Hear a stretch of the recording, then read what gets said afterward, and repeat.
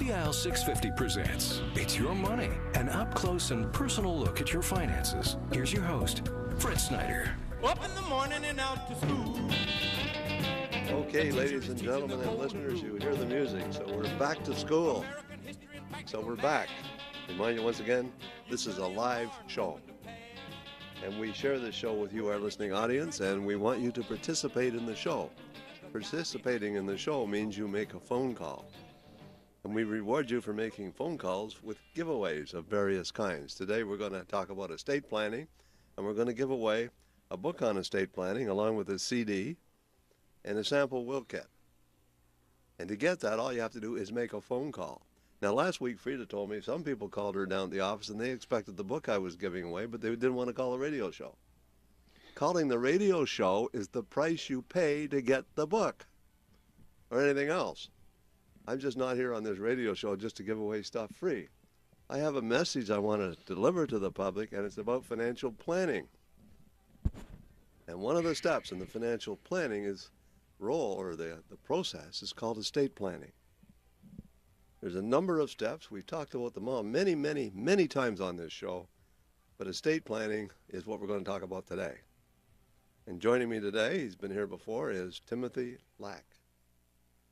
And he's a lawyer who specializes in estate planning, and I work closely with him when it comes to wills and all that kind of stuff. So welcome back, Tim. Thank you. And Eddie Lack is not your brother. No, he's not, but I guess he had a good game last night. I even got in a fight. Yeah, a little feistiness. Yeah, that's good to see. It's too early for me to be feisty, though, yeah. Fred. Anyway, we're talking about financial planning, and we're going to talk about estate planning. And you know, wealthy people everywhere, wealthy people in particular, want to pass on their assets to their dependents, to their children, to their grandchildren, their legacy. What was your life all about? What did you leave behind? And how do you do that? Is what estate planning is all about. I refer to it sometimes as your legacy. That's right. And legacy, estate planning, it's all about love, really. I see this time and time and time again where people pass away and they don't have a proper will. I remember my own aunt one time. One of my cousins called me and she said, my aunt just passed away. We don't know what to do with the body. I had to make the decision whether to bury her or cremate her. They couldn't do it. Think about that for just it's such a simple thing. Okay? And it's sad. A well-designed estate plan is about love. It's about how you care about your descendants and how you pass it along. So let's talk about estate planning. So, Tim, what is estate planning? Well, I want to just say one thing. I have my notes here from the last time I was on your show, and I look up at the word that I jotted down, and I wrote down love. And you're right. Yeah. It is. And I guess it's odd for a lawyer to use the word love. Certainly people don't associate lawyers with love. Don't be too hard on lawyers. No, we shouldn't be. But you asked about estate planning. I think the other term that goes hand in hand with estate planning is wealth preservation. Of course. Right on. So those are the two terms that we use together. And what we try and do is look after people's financial affairs so that, and those financial affairs are all kinds, whether it's your money in the bank, whether it's a condo down in Scottsdale, whether it's the family business, whether it's life insurance. Those are all those assets that are in your life that you want to preserve. And at some point, and we all know that because it's tax season, two things in life, taxes and death. Death will come, just like the tax man will come, and then it's time to hand off those assets. And you do it in the best way so that your children, your beneficiaries, stand to gain the most. Some people feel that the best estate plan is to give your assets to your children or your beneficiaries before you die. Now, what's wrong with that process? Well, sometimes it's you can't plan ahead for what your circumstances are going to be. I think a lot of people want to give away their assets too soon, and the cost of care and medical care is expensive. I'm always concerned that people hand off too much too soon and aren't thinking ahead about what they may need in their last few years. Well, when you die, you're deemed to have sold everything you own at fair market value. It's called a deemed disposition. What does that mean? That means on the day you die, it's like you sold everything. And that's when you account to the tax man as though you sold your business, you sold your house, you sold your revenue properties, you sold the cottage, you sold everything. Your stocks, your mutual funds, your bonds. Exactly. Every asset that you have, you've disposed of. That's right. Even though you really haven't. Well, You're deemed to have. You've deemed, meaning that in the eyes of the tax man, you've sold it. You bought the farm, or you sold the farm. So you sold the farm and you made a capital gain of $20 million. I'm probably exaggerating, but let's say you did. And the estate owes it. So they owe tax on $20 million. So half of that $20 million is tax-free. So $10 million is taxable as That's income right. on your final tax return. That's right. And the How tax, much tax is that? It's half of that. That's a lot. And $5 million bucks is the tax bill. And the tax man's coming. And they make house calls sometimes. I have a client getting one this week. I have a cartoon of the tax man knocking on the door. Okay. So, but the bottom line is, when you die, you're deemed to have sold everything you own at fair market value. And a lot of people understand this right now, but they don't really understand how to deal with that issue. So what are some of the ways to deal with a deemed disposition? Well, The solutions. Fred, I'm learning just as much as you are from me by being on your show, because you've brought up one of the best ways to deal with that big, huge capital gains tax bill upon death, and that, of course, is insurance. But what if you can't get it? What if you're too old to get it? Or you're too sick to get it? Well, What then? Because that happens. I meet these people all the time. yeah, they're coming with it for you too late, I guess, eh? Yeah, they should have dealt with that when it should have been part of their financial planning process. Their financial plan says, I'm going to plan my affairs so that I can become wealthy. And if I become wealthy, when I pass away, this is how I'm going to deal with that issue. Yeah. This is how I'm going to preserve my assets for my dependents. Right? That's right. And people generally don't do that, or they don't try to do it until it's too late. That's right. And there's a team that people should work with. People like yourself, Fred, the financial advisors, the accountants, and the lawyers. I mean, the lawyers are often given the marching orders by the tax accountants and the financial advisors as to what to put in place. I talked to a fellow last week that has a 5-year renewable term policy. Mm-hmm. And we were talking about this very topic. He said, well, I have lots of insurance. I'm okay. What's wrong with 5-year renewable term? Now, you're not an insurance expert, so maybe you don't know the answer to that question. But I'll tell you what's wrong with it.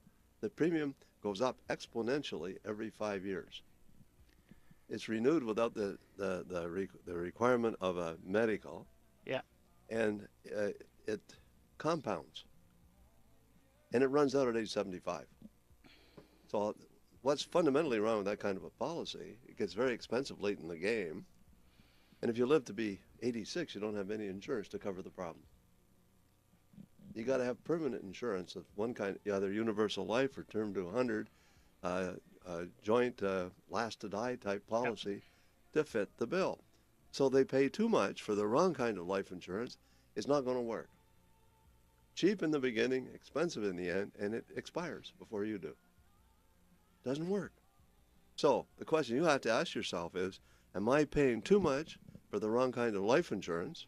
And what is my estate plan? And let's focus on that particular issue. What's your plan? There's no doubt in my mind that you run into people all the time, Tim, that do not have a well-defined estate plan. No. Most people, when they come to me about estate planning, it's doing a basic will, passing everything on to their children. But so in estate planning, there are tools. There's a whole lineup of tools. One of the tools is your will. That's right. One of the tools is an enduring power of attorney. That's right. One of the tools is a representation agreement. Who's your executor? Who's your executrix? What about guardians? What about backup executors, backup guardians, and so on? Have you done all the planning that's necessary? What about rights and things? Okay, when you give things away and all that. Let's talk about the tools. Let's talk about some of the will's basics. Mm-hmm. with a will, you get to appoint the personal representative. If you don't have a will, that personal representative is not your choice. It's going to be someone else's choice. Someone will have to apply to the courts to become your representative. A will, you also get to appoint your guardians. If you don't have a will, the guardian may end up being some bureaucrat with the provincial government.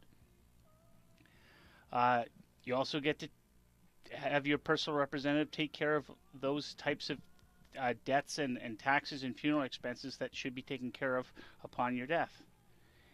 And probably the most important part of having a will is you get to deal with your assets. You get to name the beneficiaries. You get to say who gets the specific gifts or maybe the residue of your estate. And if you don't have a will, someone's going to make that distribution for you. Now, ladies and gentlemen and listeners, to get a book on what we're talking about, to get a CD on what we're talking about, and to get a sample will kit, all you have to do is make a phone call.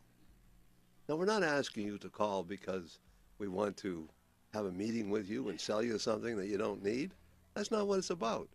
We share this show with you, our listeners. If you make a meaningful contribution to this show by making a phone call, we're happy to reward you by giving you a book on wills, a CD, and a will kit. Make a phone call. I just had an anonymous question about mental health and loss of power of attorney. Mental health and loss of power. So we're probably talking about somebody who's mentally incompetent and losing the power of attorney.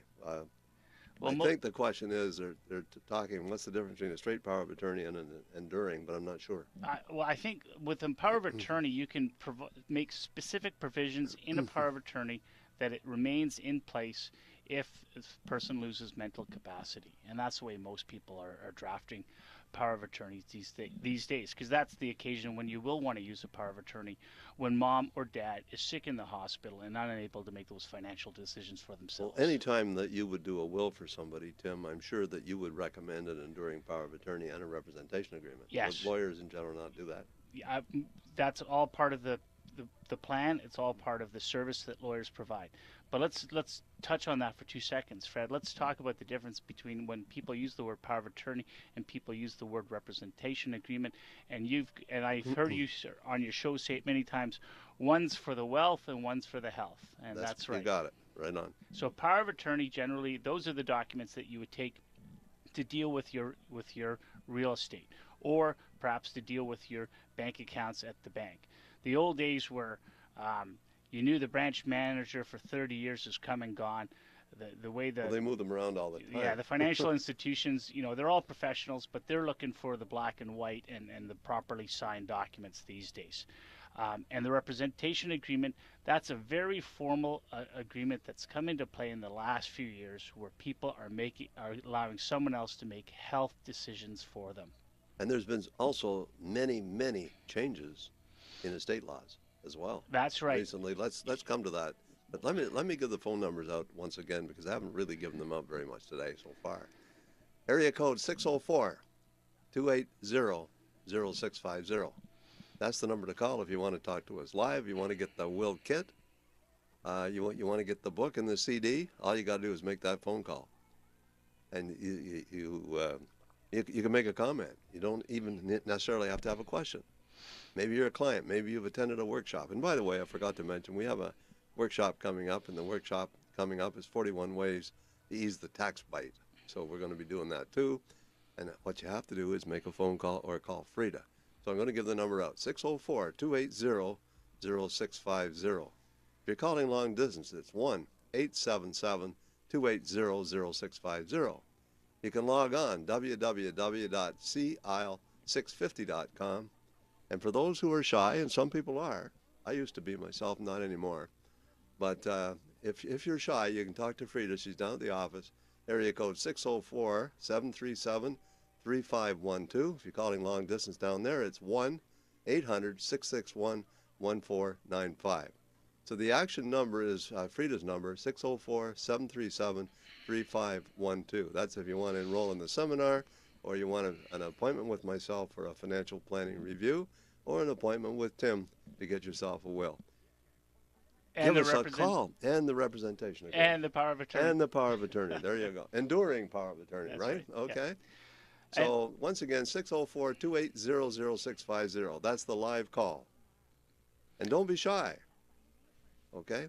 This is your chance to speak up. Talk to us about your money, but more importantly, about your money and how to keep it. How to keep it is the key phrase, because no point in earning money if you spend it all. If I earned $10 million in my lifetime and I spent the whole $10 million, that'd be a waste of time. It's how much you keep. Are you broke on payday because you don't have a proper budget? Maybe it's time to get one. Are you off track? You don't know what financial direction you're going in because you don't have a financial plan? It's time to get one. Take that first step by making a phone call. Once again, 604-280-0650. If you just tuned in, I'm certified financial planner Fred Snyder, also registered financial planner representing Scotia McLeod, and I've dedicated my life to teaching people what they need to know to make better financial decisions, because it's not the quantity, it's the quality of the financial decisions that you make that will determine whether you succeed or fail. Failure means you do not achieve your financial objectives. Failure means you don't even have any financial objectives. It's time to define them. Time to get a financial plan? Give us a call. Once again, I remind you, a fantastic book. It's a $35 value. A fantastic book on estate planning and wills with a CD, and as well a will kit. And a seat at our next workshop simply by making a phone call. I'm certified financial planner Fred Snyder, and joining me today is Timothy Lack, and he's a lawyer that specializes in estate planning, and I work closely with him. So if you want to get a will update or whatever, give us a call. So let's get back to the issues at hand.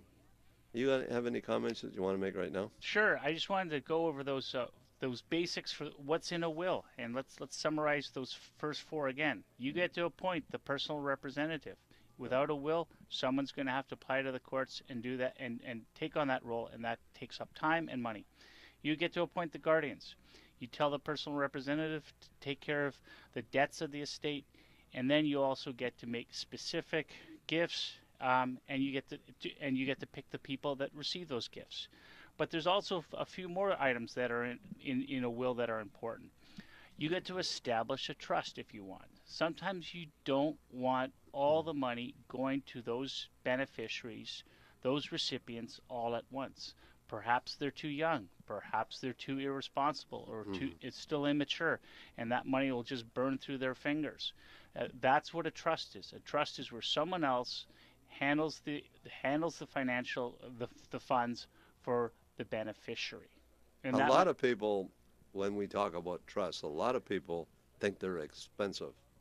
So let's meet that one head on. Well, what should a trust cost? Well, generally, let's just talk about a trust in a will first. Okay. You can establish a trust in a will so that upon your death, you're saying, I want my son to have this money, but I want it spread out over time, Mr. Personal Representative. I don't want my 22-year-old son to have my estate when he's 22. I want him to have some of it now for his education, and down the road when he hits a certain age, he can have the rest. Or you spread it out even longer. But Fred, you brought up a point. You're saying establishing a trust. You don't have to do it in the will. You can do it while you're still alive, and that's when you're saying inter vivos trust. That's right. You've got the Latin down. Oh, I failed Latin in high school. Well, we didn't have Latin in high school. We were the first year that didn't have it. So that shows our age difference, Fred. Yeah, there you go. But a trust is simply an arrangement or an agreement. It's where you're saying to one individual, you take care of these funds, these assets for the benefit of someone else. Let's just take a call. He's been waiting a long time. Okay. Let's talk to Ken from Coquitlam. Ken, welcome to the program. Hi, Ken. Looks like we lost Ken. Ken, call back. That's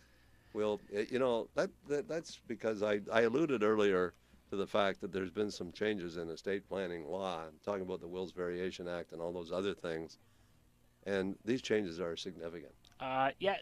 They've now been in play about a year now. A lot of lawyers were wondering how it was going to affect wills, both the Wills Variation Act, and we should talk about quickly what that was. That was where someone, whether it's a spouse or a child, felt that they were improperly excluded from sharing in the estate, whether it's not enough or not at all.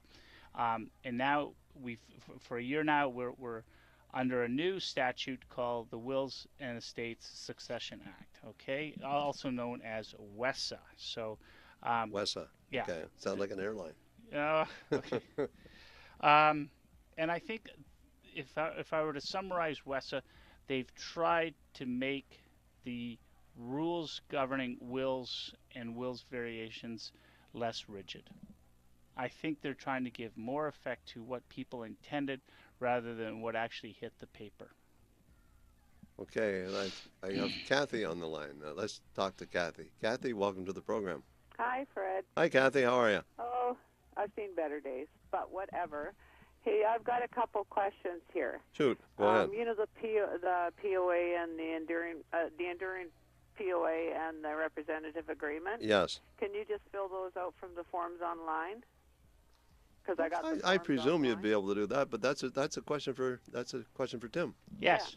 The ones that you can find online are usually they track the legislation. So forgive me, I don't know which site you're going to get it from, but if it's a reputable site, if it's a BC site, I mean we all use very similar forms, and I'm sure it's the same form that you would get online. Okay. Now, the only thing is sometimes you're reading through it and you don't know what some of those terms mean. It's not expensive to plop yourself in front of a lawyer or a notary and get an explanation. Oh, okay. Okay, those are the only two questions. And I don't need the will quit kit, Fred, because I already got it, and I'm in the process of filling that out because my time's short here. Wonderful. Yeah. Well, Kathy, I can't tell you how much I appreciate your call. Are you going to attend our next workshop? No, because my health isn't good. I just got diagnosed with cancer. Oh, I'm so sorry. Yeah. So, Ooh. anyway, thank you so much. Okay, Kathy, appreciate your call. You Okay, take care. Enjoy the rest of the weekend. Bye for now. Okay, Kathy's line is now open, so if you just joined us, ladies and gentlemen, get on the line and give us a call. We have open lines right now, and I remind you once again, we're giving away a will kit. There's a CD in there. Everything that you need to know, everything that we're talking about is in that book. And then there's a will kit comes along with it. That's a blank form where you fill in it's kind of an outline of what you want. It saves you time when you go to the lawyer, so the bill won't quite be as much. Kind of stuttered on that one there for a minute. But the bottom line is it's really not expensive. Should a person do a holograph will, or should they get a lawyer? Hope that doesn't put you too much on the spot. Get a lawyer. Owen Dolan used to say to me, he said, we lawyers, we love people that do their own wills because they screw them up, and then they need us. Yeah, and then it might give rise to litigation. It might give rise to fights among the children. You'd be surprised at what we hear as lawyers when people come in, what they want to do with their assets, and how we have to counsel them, how that can or should not be done. Yeah. How people want to exclude children. Well, I have 3 children, so let's suppose that I gave everything that I have to 2 and I excluded 1, what would happen? Well, you're supposed to have some moral responsibility for your children. And if you want to exclude a child, you have to explain it, whether it's in the will itself or by way of a side agreement. You have to make a compelling case as to why a child of yours has been excluded. A lot of people are doing wills at the 11th hour of their life, and perhaps one of their child has moved out of the country, doesn't visit enough, and that affects people's decision making when it comes to dividing up their estate. And the courts have looked at that and said, just because at the 11th hour of your life you've made a will and excluded a child, the child should not be completely excluded, absent some compelling reasons why. And in the changes, the WESA changes that have taken place, would that change very much regarding the Wills Variation Act? How will it change? I think it's probably Wes is the best way to summarize that. It's probably easier to bring a challenge now because So it strengthens the law. yeah. The problem with a will trying to vary a will is it's expensive. You have to go to court, and quite often the person who's excluded doesn't have the money to challenge a will. Let's take some calls. Okay. Let's talk to Maria from Vancouver. Maria, welcome to the program. Thank you. Good morning. Good morning, Maria. How you doing? Oh, great. Beautiful day out there. I also want to say something to the person that just called in. Boy, do I admire that lady. Yes, Kathy. me too. This message is for Kathy because here we have so many people that are in top shape physically, mentally, and emotionally, and they never call in for whatever reason. And here she is saying, guess what? My time is coming, not afraid to say what she has. So my prayers go out to her. God bless her, and may all the people that heard the message let her know that she's a terrific woman. That's all I want to say today, and I know all about the will. Boy, is mine ever ready. Yeah. So, thank you very much. Yeah. Well, you know something. Let me just say that a diagnosis of cancer isn't necessarily a death sentence. I know several people that have had cancer that are 100% cured right now. Okay, so it's not the end of the world necessarily. But what I'm trying to say is that I admire Me too. her attitude. She's Yeah. coming forward when most people just crawl under the sheets and, okay, I don't want anybody to know. Well, it's life, isn't it? It's part of We're life. not You're gonna absolutely go to right. the grave the way we were born, nice and healthy. Maria, appreciate your call. Got to move along. Got a full Thank switchboard you. now. Bye-bye. Okay, let's talk to Margaret from Surrey. Margaret, welcome to the program. Hi, Margaret. Looks like I lost Margaret. Margaret, call back. Hello. Oh, there she. Hi, Margaret. Hello. Okay, let's talk to Mavis from Vancouver. Mavis, welcome to the program. Good morning. Hi, Mavis. Yes, I would like to know, I had power of attorney made 5 years ago. Will the financial bank or institution still recognize the power of attorney, enduring power of attorney that I made? There's certain clauses in a power of attorney that allow it to continue on indefinitely. So chances are your branch manager at your bank can look at it and make that decision in short order. So if it's a 5-year-old power of attorney and it contains certain clauses that most lawyers or notaries put in the power of attorney, it'll still have effect. Okay? What kind of clauses do you mean? It will specifically say that the time limitations are not to apply to this power of attorney, or that it still has effect after mental capacity of the donor. So if you can read through your power of attorney, you see clauses like that, then chances are you're not going to have any problems still using that 5 years down the road. It brings us up to our next question, Tim, and I think the question becomes, because of WESA and so on, the chances are people out there, listeners, any of you who are listening to this show right now that don't have a will, that have an enduring power of attorney, that have a representation agreement, should be checking to see if changes should be made, because WESA has modified the rules that apply to all these instruments. That was my last meeting of the day yesterday, Fred. It was a woman that I've known for 10 years. She just wanted me to read over her will that she had done many, many years ago, and she's in a different spot than most people. She lives alone. She's in a wheelchair, but she wanted me to look at that will to see, how it stacks up against her life wishes now. Well, I talked to a client one time that said, I don't need a will. I don't want a will. I don't need one. That's the last thing in the world. I'm not going to pay any money. I don't need a will. And insisted on it. And I said to them, well, you actually do have a will. You have the one the government writes for you if you don't have one. So would you rather have the government write your will, or would you rather write it?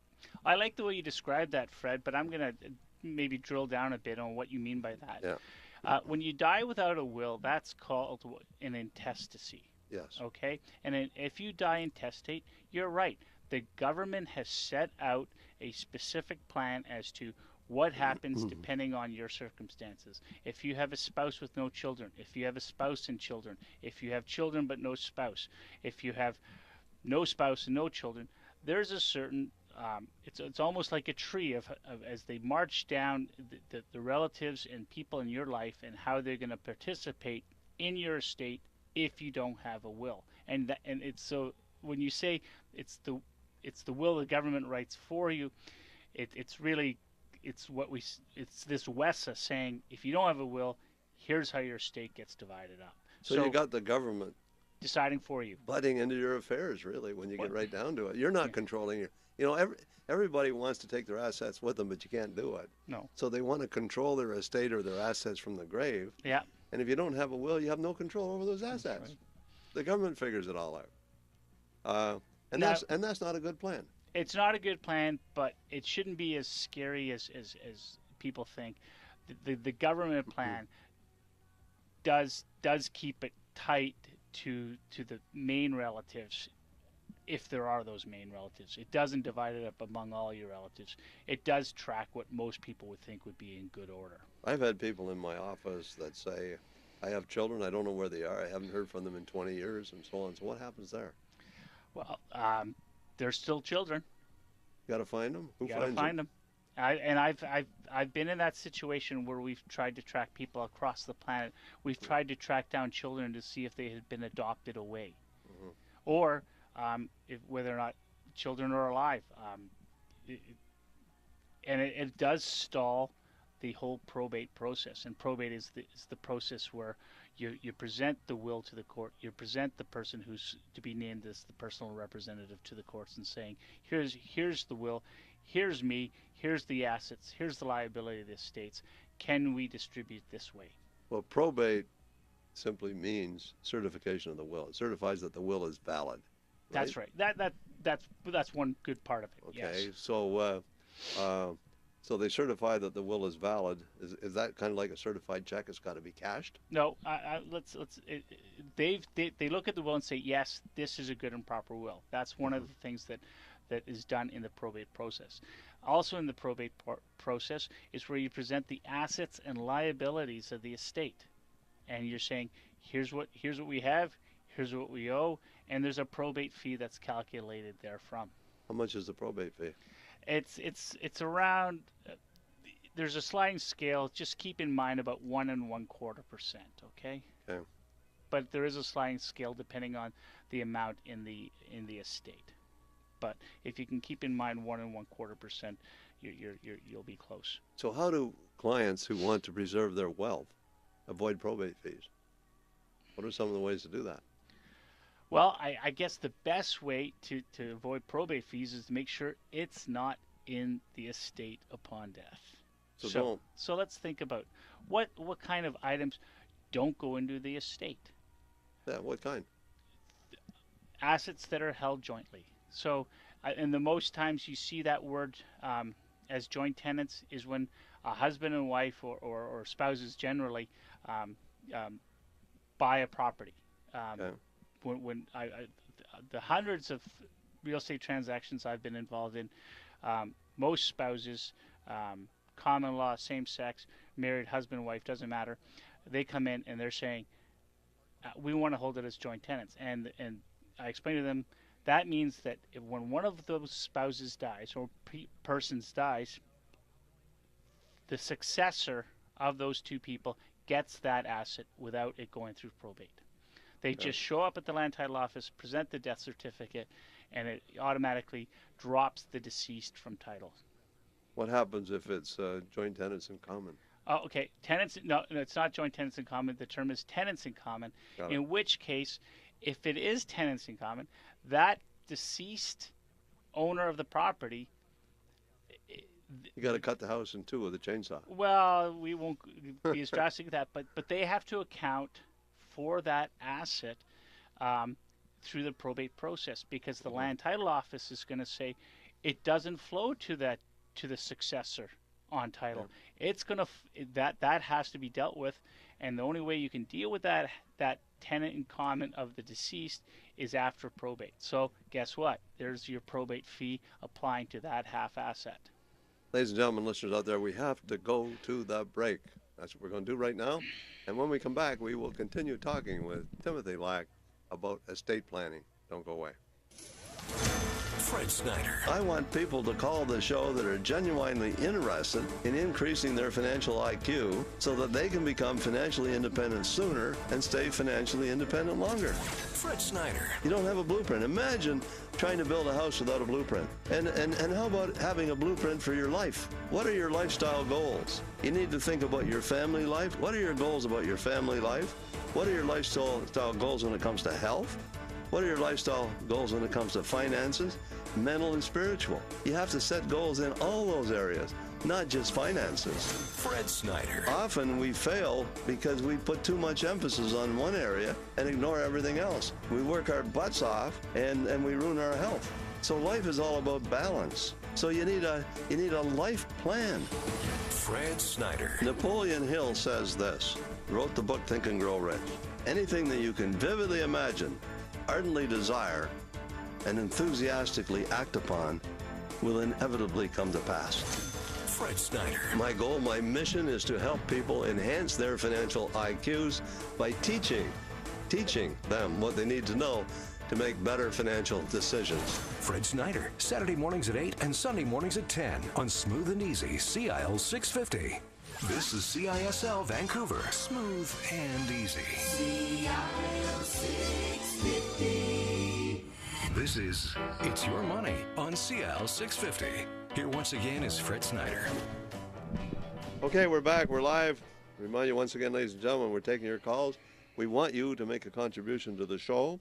And to make that contribution, you have to make a phone call. You got to call me or Tim live at this number, 604-280-0650. And we will reward you with a great book on estate planning. How to set up your will, along with a CD. A will planning kit. And that's very handy to have. I see it at our next workshop, which will be about 41 ways to ease the tax bite. You can get a written financial plan if you call Frida. We'll provide that at no cost, no obligation. And the number for Frida is area code 604-737-3512. So if you're shy, reluctant to talk on the air, you call Frida. But please don't call Frida and ask for the giveaways, because the giveaways is your reward for making a meaningful contribution to this show. Now, you may be a client, you may have a tip or a question, it doesn't really matter. Give us a call. We want to talk to you about your money and how to keep it. And how to keep it means even after you die, because that's what we're talking about right now. How do you preserve your estate? You work hard all your life, you get yourself a financial plan, you follow the plan from A to Z, it works, you're wealthy, and you're going to die. You're designed or deemed to die sooner or later. It's going to happen. Death and taxes are certainties. So when you die, how do you make sure that your estate is preserved for the benefit of your beneficiaries? And that includes your children, your grandchildren, and perhaps any other relatives that you might want to include. So that's the estate planning process. It's the second last step in the financial planning process. Estate planning is number 9. Number 10 is how do you keep your plan up to date? How do you review it and all the rest of it? How often and how frequently should you do that? And wills and other documents involving your estate are really part of that process. They need to be updated right now because WESA has made some incredible changes in the estate planning laws. Yeah. Okay? So if you have a will that's more than 3 years old, or maybe even a year old, it probably needs to be looked at again. It is. Depending on the changes in your own life and the fact that WESA is now in play, maybe it is time to get yourself in front of a lawyer or notary and have those wills looked at. Again, with the advice of the rest of the team in the estate planning process, the financial planner and perhaps your accountant. And but you have your firm has just hired some more people Yes. that are on your team regarding all that stuff. We're growing as a firm, and we just merged with a small firm. Walter Taylor joined us, and he's as good as anybody in the estate planning process from a legal perspective. But just before the break, you were asking about how can you avoid the probate, or having certain assets go through avoid the probate, or what doesn't go through the probate. Let's get back to that. We talked about real estate held jointly. But there's also beneficiaries that are named perhaps in a life insurance policy. That will not go through the probate process. So if you're able to name a beneficiary, it doesn't go through probate. For the most part, that's correct. For an RRSP, you name a Exactly. beneficiary, it doesn't become part of probate. Unless, of course, you do perhaps the right or the foolish thing of naming And you make the the estate. Yeah, the and I've seen beneficiary. this. Yes. I've seen this. Simply because the people want those assets to go with their wishes in their will. So it just costs you 1.4% if you name your estate the beneficiary of your RRSP, right there, just on that one transaction. Just so you can have the benefit of perhaps dividing it up among. Let's take some calls. Okay. Let's talk to Gail from New West. Gail, welcome to the program. Oh, hi, thanks. Hi, Gail. I have a question, I guess, for Tim about estate planning. Yep. I live with my mom, and she and I are a joint tenant. Will one, and she feels that she doesn't need a will because on her death, the other half of the house will automatically go to me. And I do have two older brothers. They live where, and they've never taken care of her. And we lived together for over 20 years. And is she right in not having a will? Okay. Because we're joint tenants? That's a really good question, Gail. You did break up a bit, but from what I could tell is you and your mom are joint tenants on the property. I'm presuming that mom doesn't have much other assets.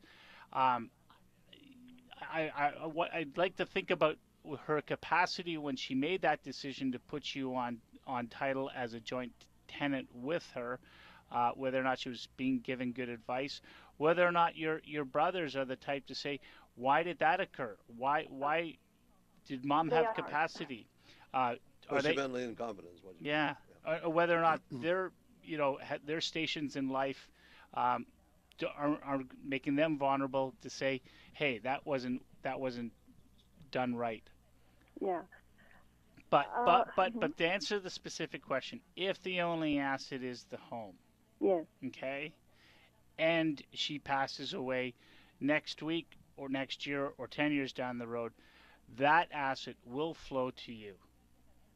Okay, and so even without a will in place, that asset's going to flow to you if you're on title as a joint tenant with your mom now. Okay. All right. That's great. I mean, that's the straight up answer. Right. The other assets that your mom may have. She only has a joint bank account with me as well. Okay. That's it. Well, the key thing is to avoid assets getting into the estate. Yes. You own them joint with rights of survivorship, or you're able to name a beneficiary. Like you can't name a beneficiary on your bank account, so you have to hold that jointly if you want to pass to somebody else. Yes. Okay? So if somebody has a bank account, and I've seen this lots of times, $500,000 sitting in a bank account. No. They die. That $500,000 goes straight to the estate and is subject to probate fees. You can't name a beneficiary on a bank account. Yes. But if it's an RRSP or if it's a TFSA, you can name beneficiaries. That's right. And it bypasses the estate. Your pension plan bypasses the estate. These are all issues that need to be explored. The ideal plan says, I die and I don't have anything in my estate. Sometimes you can't make it work that way, but that's what you try to do. That's the goal. Okay? So, Gail, I can't tell you how much I appreciate your call. Oh, I appreciate calling you. Thank you so much. You take care. Thanks, Gail. Okay, let's talk to Lil from North Vancouver. Lil, welcome to the program. Hi. Hi, Lil. Thanks for calling. Okay, I'd like a little information on Bear Trust. On a bear trust? Uh-huh. Never trust a bear. No, I'll try and give you a better answer than that, Lil. Let's go back to what I said earlier in the show. What is a trust? A trust is a relationship, an arrangement, an agreement where you have one person who's handling the money, and then you have other people saying they're the beneficiaries for that money. And then that agreement, that arrangement, that relationship will set out sort of the terms and conditions by which the trustee is going to hand over that money. When people use the word bear trust, quite often it simply means that the beneficiary is walking around with the trust agreement and at any time can say to the trustee, I want that transferred over to me. Okay, so I'm doing bare trusts lots of times with real estate where perhaps it would cost too much to bring in partners on a real estate development, so there's a bare trust agreement between the registered owner of real estate and those people who are actually sharing in the benefits of that real estate and the development of that real estate. Right. Okay? Well, I hope that answers your question. Well, is this like with the family? Is this not a as you said, real estate? Okay. So then let me drill down a little bit on that for you, Lil, if I can. A trust relationship is where there's someone who's effectively the legal owner or the legal representative of those assets, and yet behind that person are the beneficiaries, and those are the people who stand to gain the benefits from the wealth. Okay, and the bare trust, it might be a complicated one. It might be a one-pager that says this trustee holds this asset in trust for these people, and at any time these people can ask the trustee to transfer it to them. Or there might be more complicated terms and conditions by which the trustee is supposed to handle the asset. Again, without seeing the document, it's a tough one for me to explain. No, we have to move along. Really appreciate your call. You take care, and give free to call if you want to review with me, okay? Bye for now. Let's talk to Doris from Richmond. Doris, welcome to the program. Hi, welcome. Hi, and welcome to you, Doris. I'm talking with my grandchildren here. However, I just did a will, and after doing the will, I decided it wasn't enough. So I'm thinking, how often should I review a will? That's a wonderful question. Well, Fred, I'm going to answer that first, but I know you're going to jump in.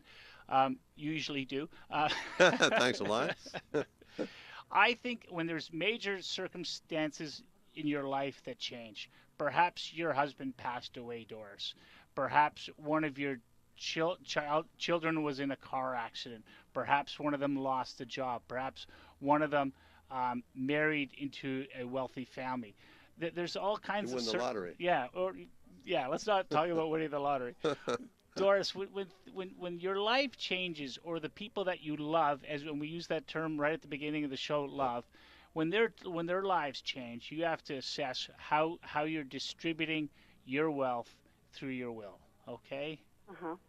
I thought I kind of pegged it down all right after I got it done, and like I said, all of a sudden I thought, gee, I don't like this behavior, and I need to go and do this again, and I just kind of said, okay. I had said that when I finally got the will done, it was so traumatic for me. You felt that you were going to die the next day. It's always a good idea to verify, though.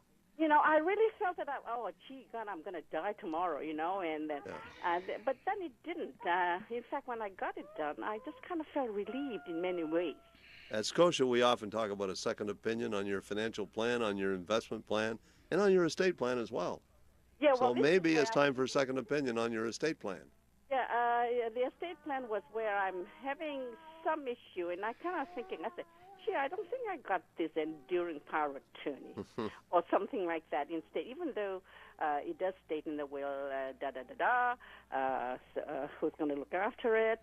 And then I just said, no, this is not quite right. So I just kind of thought, I'll just talk. Doris, we have to move along. We've got lots of callers on the line. Doris, thank you for the call. I am going to have to share something with you, Fred, though. Okay. Doris, she sounds like a smart woman because she got off the mark and she got that will done. Yeah. I was, this one client of mine, she was hemming and hawing on how she wanted to handle her affairs. I had an appointment to meet with her at 8 a.m. on a Saturday morning. She passed away at 5 a.m. on that Saturday. And instead of having a nice, easy probate, we had to go through what we mentioned earlier was the intestacy. Oh, my. But we got through that. But Doris, good on you to turn your mind to getting that will done or meeting up with people like Fred. And remember, all those callers get a great book on will with a CD. They also get a sample will kit, seated at our next workshop, written financial plan, and Well, that's it. No more. No more gifts. Let's talk to Carrie from Vancouver Island. Carrie, welcome to the program. Hi, thank you. Hi, Carrie. Thanks for the call. Well, thanks for taking my call. I'm just curious, what would be the difference between a lawyer and a notary? Which one would you recommend to get a will? Well, that's a wonderful I'm question. a little impartial on Yeah, that I think one. so. Okay. Let me answer that one. I would definitely recommend a lawyer. A notary is not trained to give you proper advice on a will, as far as I'm concerned. A notary is there to take affidavits and that kind of stuff. Okay. Do you have to pick a particular type of a lawyer, or can any lawyer do it? Well, you pick one who specializes in estate planning, like Tim. Yeah. That's his specialty. There's so many different kinds of lawyers out there. The guy who may represent you in a brain injury may not be the best person to represent you in drafting up your wills. I always give courtesy to notaries because they do have the ability to do wills and powers of attorney, and I don't want to think that if there is some notaries listening that we're not condemning them. Yes, I don't want to condemn them, but the difference with a lawyer perhaps than a notary is because there's other issues that may come up as when you present yourself in front of that lawyer to start explaining your situation and what you want to see in a will. There might be other legal issues that are going on in your life that the lawyer can readily assist with. Okay, and did they separate themselves? Like if you look in the phone book to find one? Yes. Okay. Yes. Thank you. Or if you're looking for one, you can give me a call. I got the whole long list. I bet you do. I hope I'm at the top. I can recommend a few. Okay? Carrie, I can't tell you much. I appreciate your call. Enjoy the rest of the weekend. Well, thank you, Fred. Take care. You do an excellent job. We really appreciate your calls. Thanks a lot. Okay. Bye-bye. Bye-bye. Now, right now, for some strange reason, all of a sudden we got open line. So if you have a phone call to make, if you want to, this is your chance. Get on the line and give us a call. We're talking about your financial future. Okay? At the end of the day, if you end up in retirement, or if you end up in old age, close to the day you're going to pass away, and you're not successful financially, you're going to look back at the person you are today and hate the person you are today because you didn't do the right stuff. Okay? And the right stuff starts with financial education and a written financial plan. You've heard me on this station. I say it over and over and over again. You can't get to where you want to go financially without a plan. You can't build a house without a plan. You can't build a business without a plan. Everything in life requires a plan. And I would say that people in this world would be much happier if they knew how to set proper goals and had good, solid plans to reach them. And a plan means it's in writing. A plan doesn't mean I'm going to get rich someday. You got to define it. What does rich mean? Okay? And if you become rich, how do you preserve those assets the day you die? You know, the U.S. government took 78% of Elvis Presley's estate when he passed away. Right now in the States, they're talking about getting rid of estate taxes altogether. That's the latest vote that they're going to have. Because they feel it's unfair. And in a way it is.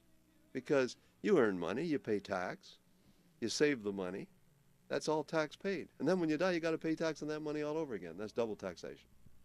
It's not fair and it's not right. And we're going to talk to Valerie from Delta. Valerie, welcome to the program. Hi. Hi, Val. How you doing? All right. For the will kit, do people on disability be able to do it too? Yes. Well, sure. Why not? Ah. Do you have a will right now, Valerie? Pardon? Do you have a will right now? No, I don't. Well, it's time to get one. Because you've called the show, we'll send you a will kit. Okay. Or you can come in and see me, and we'll be happy to give it to you. All right. All you got to do is give Frida a call. You can talk to Frida right now. Okay, I'll give her a call right now. 604-737-3512. Yeah. Okay? Okay, thank you. Okay, Valerie, enjoy the rest of the weekend. Appreciate the call. You too. Okay, so I want to talk about the issue of, again, how much should a will cost?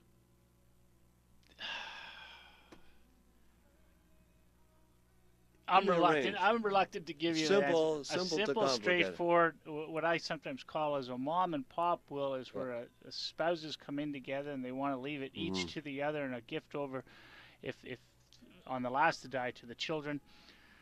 I think that's running you around $500 to $1,000. If you're if there's business assets, if there's perhaps revenue properties, if it gets really complicated, it can be expensive. That's right. But you got a holograph will. What's a holograph will? Well, it's a holograph will is one that's done with, I guess, with different kinds of media. It's not done with the pen to paper will. It's. You mean it can be written in blood? No, we're not writing it in blood. But before we move on to these last two callers, I do want to say to Valerie, sometimes wills can just also give you a peace of mind. I've done wills for people who had nothing, but they just felt it was important to chronicle what they would have done with their assets had they had any. Do we have time for these callers? Yeah, I think so. Let's talk to John from Abbotsford. John, welcome to the program. Yes. Hi, John. Hi, Fred and Tim. My question is, I'm 56 years old. I've never been married, have no children or dependents, but I'm building up a lot of money, and I want to leave it behind to the SPCA when I die, and that's what I'm concerned about the most. I want to make sure that the SPCA gets everything, all my money, and nobody's been able to give me clear answers on That's a wonderful question, though. I really appreciate it. I'm going to take that. We're running out of time, but John, you're the perfect candidate to get yourself in front of a lawyer, because with no spouse and no children, and no will, you're the type of person that's going to fall into that government, what Fred calls the government written will for you.